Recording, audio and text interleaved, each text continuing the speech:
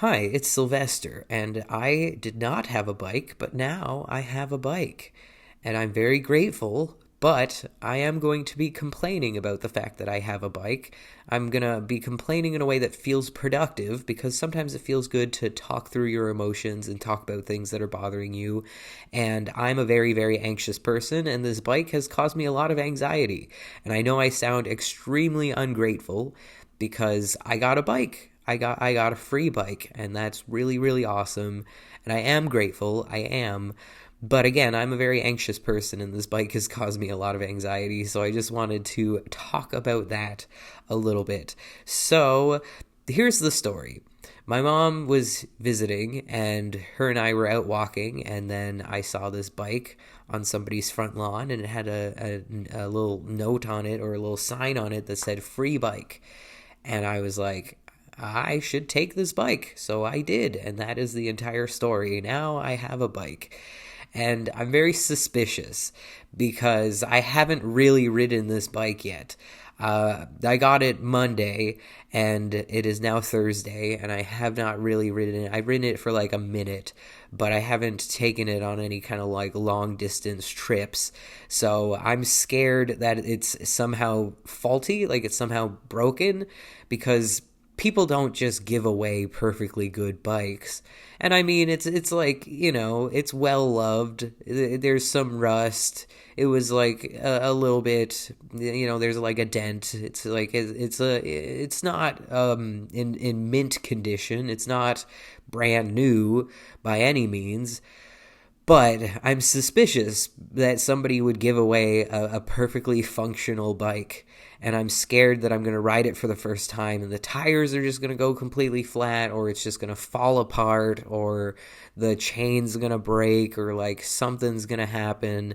I'm scared that it's not, actually as nice as it looks to be. And so you're probably thinking, well, I mean, there's no harm in that. It was free. So if it breaks, it's not like I've lost a bunch of money on it. It's just I had a free bike and then it broke, like no big deal. But just because it was free doesn't mean it didn't cost a lot of money. Because nothing in this world is truly free. And bikes are no exception. Bikes cost a lot of money. Yeah, I have my mom. I'm in my 30s, and my mom still buys me things. So thank you, Mom. Again, I'm coming off as extremely ungrateful in this video, and I am very grateful. But my mom bought me a lock for the bike. She bought me a helmet, and helmets are not cheap.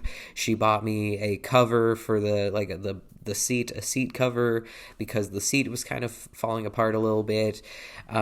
She gave me money that I used to buy a bell and some lights and some reflective tape, because I looked on the internet and it turns out that there are certain things that your bike requires in order to legally be able to ride it in Ontario, and it needs a bell and a light and reflective tape, and so I had to buy those things, and reflective tape was incredibly difficult to find, and when I did find it, it was incredibly expensive, and I probably could have and should have, not probably, I definitely could have and should have bought it on the internet from Amazon or eBay, because that would have been way cheaper, but instead I bought it from Canadian Tire, and it cost me so much money. But like I said, I checked out the Government of Ontario website about bike laws, and you legally need to have reflective tape on the front and back of your bike in order to ride it in Ontario, even though I've seen a ton of people biking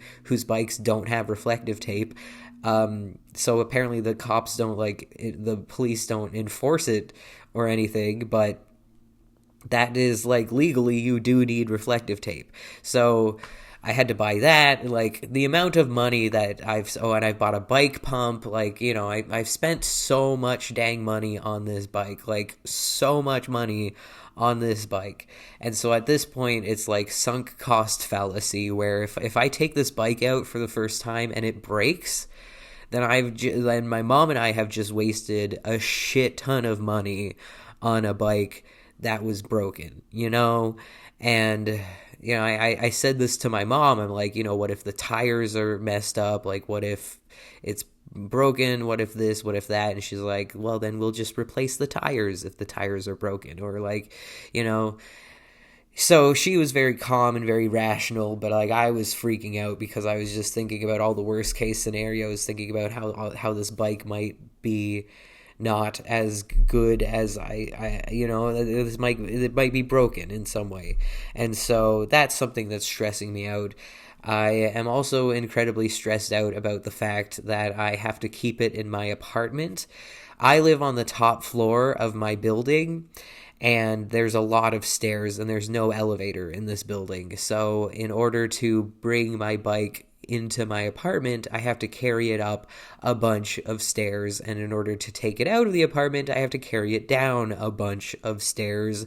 And this bike is actually really quite heavy, and it's gonna be a struggle. It's gonna be a real struggle. And I'm also scared that I'm going to accidentally leave tire marks on the walls of the hallway or in the stairwell or on my door or something as I'm trying to like maneuver the bike through the halls and through the stairwell, because I know that can happen. You can leave tire marks.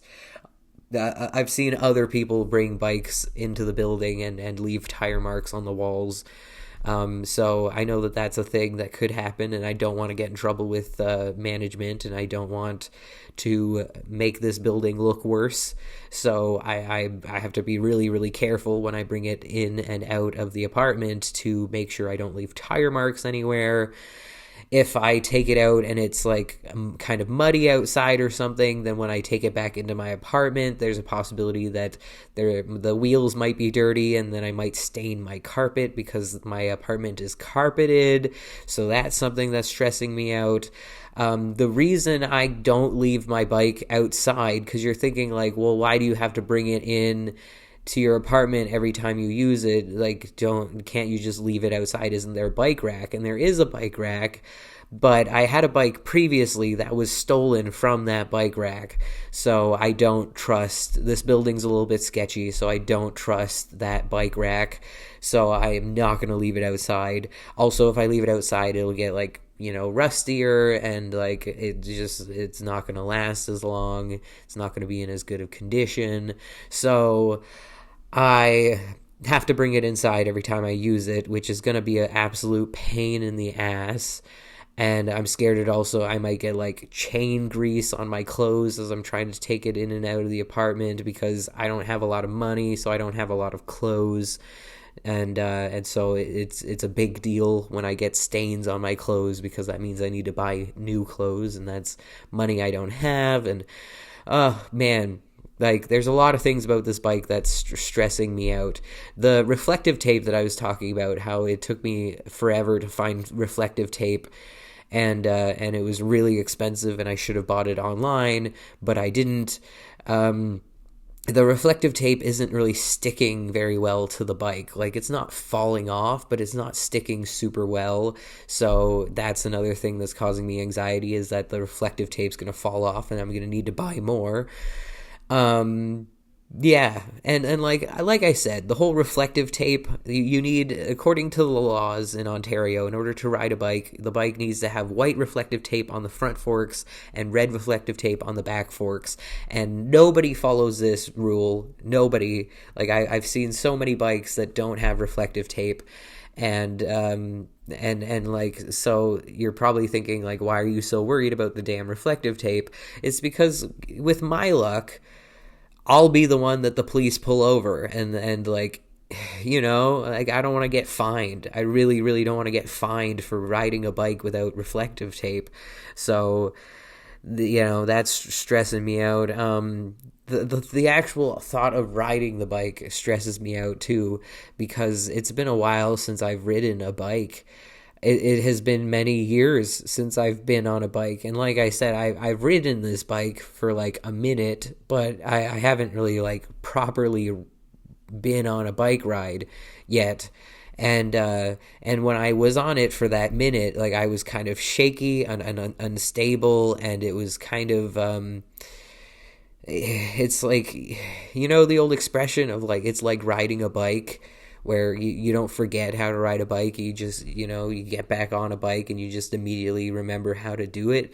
Well, I don't know if that's necessarily true, because again, like, I got on the bike and I was just like very shaky and unstable and a little bit freaked out, because I don't know, biking is kind of scary. Like, what if I accidentally crash? What if I hurt myself? What if a car runs me over? Like, what if I accidentally run into a car and then I owe somebody $1,000 because I dented their car with my bike? And like, you know, there's so many things that could go wrong.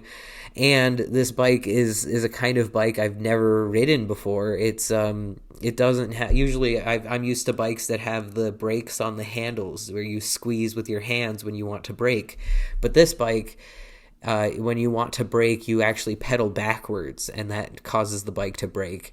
And I've never ridden a bike like that before, so it's going to take me a while to get used to that.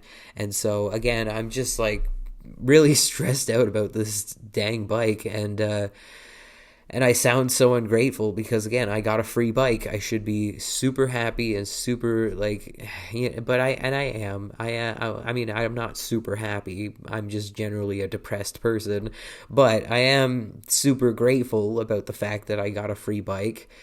It just stresses me out. There's a lot of things that I find really stressful in this world, this is one of those things. So, yeah, here's hoping that everything goes well, and um, I guess that's all. Thank you so much for watching. Have a great day. Stay frosty. Bye.